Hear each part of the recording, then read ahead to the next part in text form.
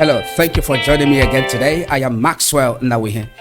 Biblical wealth building, 5 steps to create lasting prosperity, God's way. Is wealth only for the world? Does God have it in his agenda that his children will be wealthy?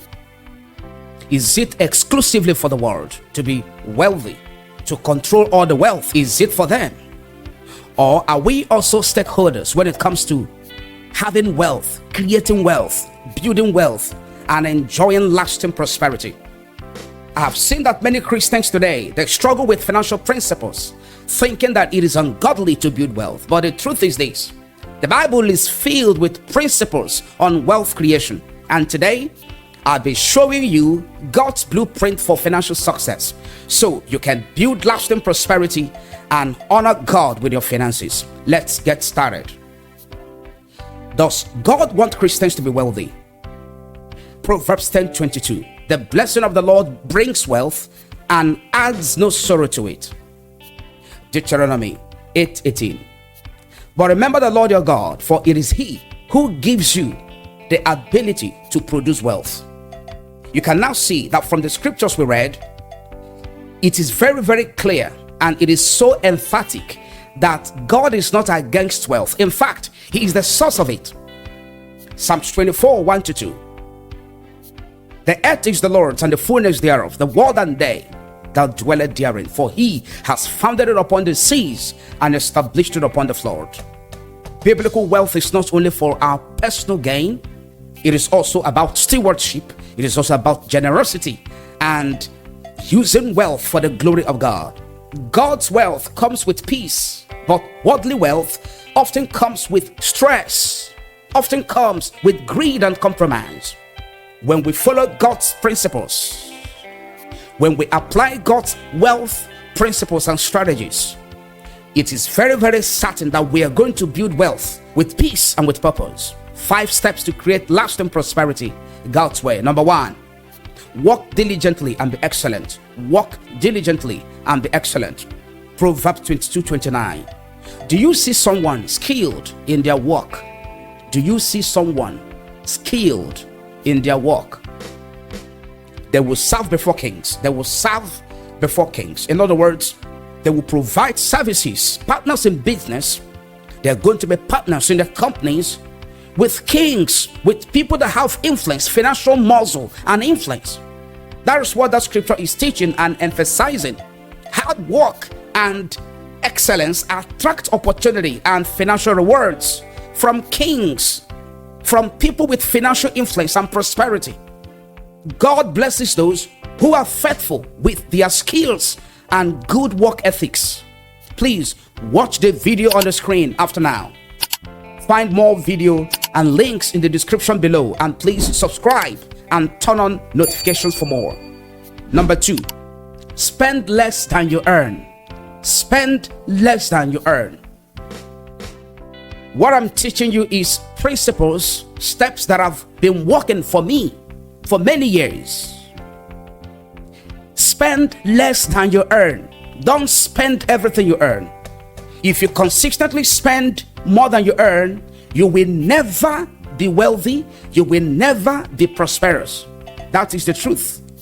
I have tested both, and I'm in a better position to teach and to help you or to guide you.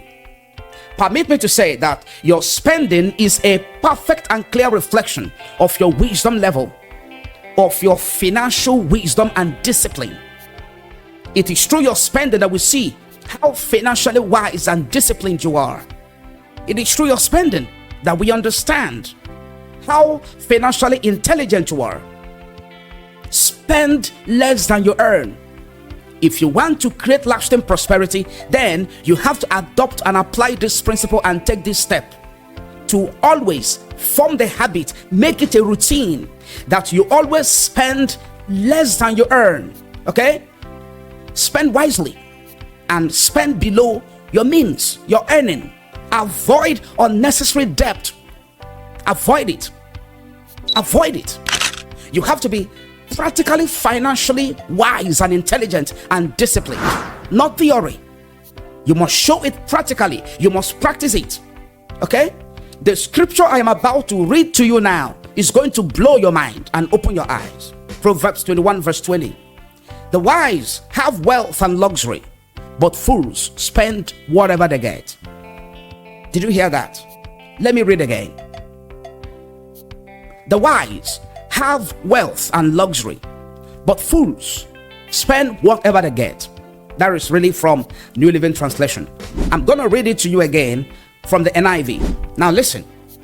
In the house of the wise are stores of choice food and oil, but a foolish man, a foolish person, devours all they have, devours all he has. So the difference here is wisdom and foolishness. It is a reflection of your wisdom level. It is a reflection. Your spending is a reflection. How do you spend what you earn? Do you spend more than what you earn or less than what you earn? The scripture we read just told us the wise, they store it up. They don't spend all that they have. They store luxury and wealth. They store choice food and oil. They store it. They save it. They invest. But the foolish devour all they have, devour all they get.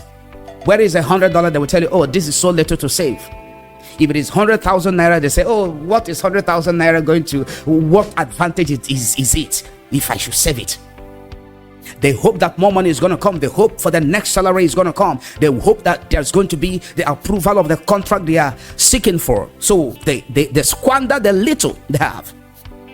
And when they have $10,000, they say, oh, the money is too much. I can't even exhaust it in 2 months. So let me just spend a little, let me just, rather than spend more than you earn, spend less than you earn.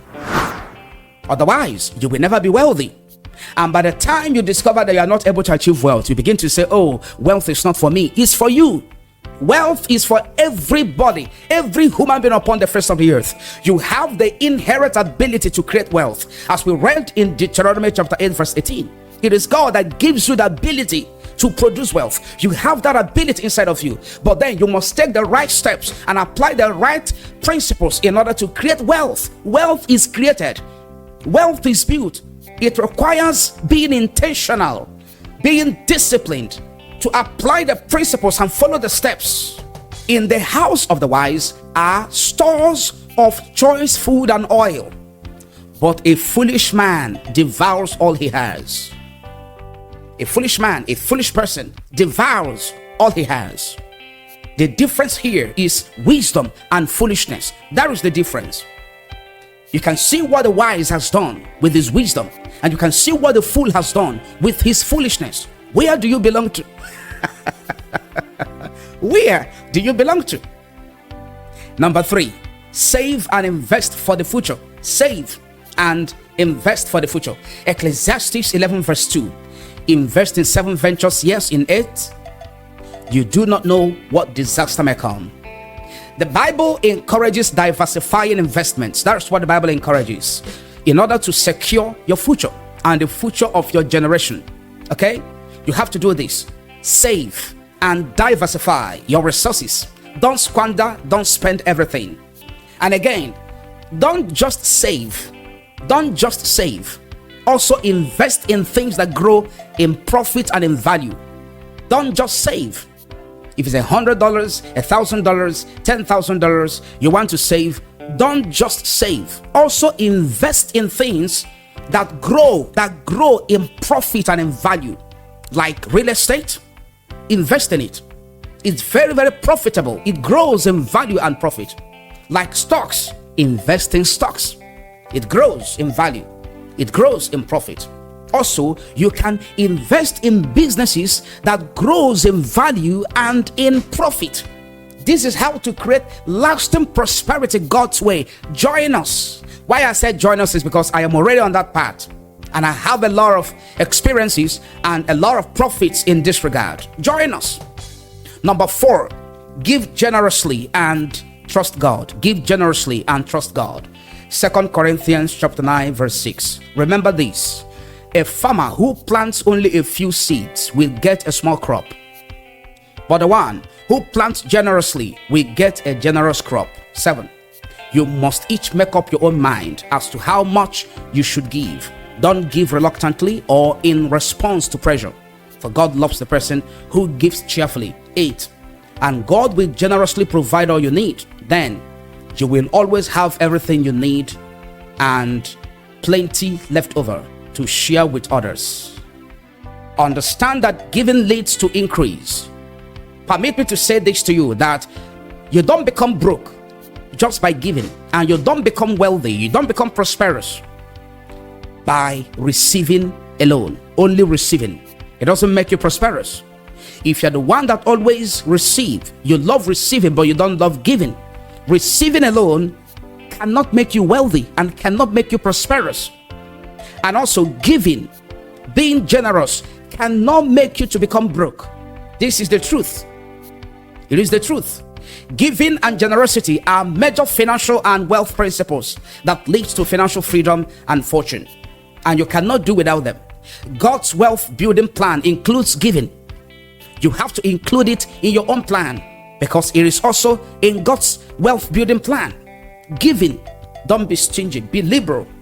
Tithing and generosity open doors for financial blessings and break the spirit of greed. Malachi 3 verse 10. Number 5, seek God's wisdom before making financial decision. Seek God's wisdom before making financial decision. James 1:5. If any of you lack wisdom, he should ask God, who gives generously to all without finding fault, and it will be given to him. So here is it.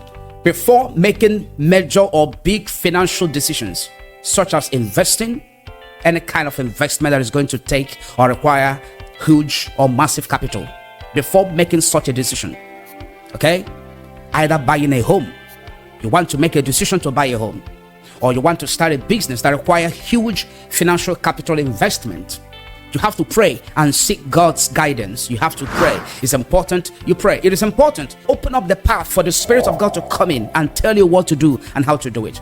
Except you don't believe in God. Except you don't believe in God. But I believe in God. A lot of other people have practiced this and they practice it. It works for them and it works for me. God reveals a lot of things when we pray.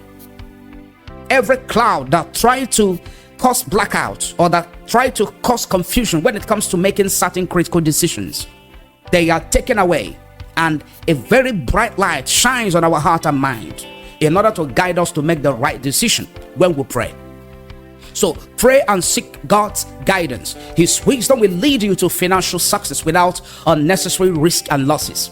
Have a clear-cut vision and strategy for whatever investment you want to make in order for you to achieve success and maximize profit. Why does God want us to be wealthy? Why does God bless us with wealth? 2 Corinthians 9:11. You will be enriched in every way so that you can be generous in every occasion. So here is it. Biblical wealth is not only for our personal comfort. That is the practical truth. It is also a tool for us to bless others through generosity, to support ministries and missions, and create opportunities for others. When we align our finances with God's purpose and financial principles, He entrusts us with even more, leading to financial freedom and wealth creation and lasting prosperity. So, which of these biblical principles speaks to you the more? Which of these 5 principles we shared now stood out for you the most? Please comment below. And if you want more Christian financial wisdom or principles, hit like and subscribe button and let us build wealth God's way. I will see you again in the next video. God bless you and bye-bye.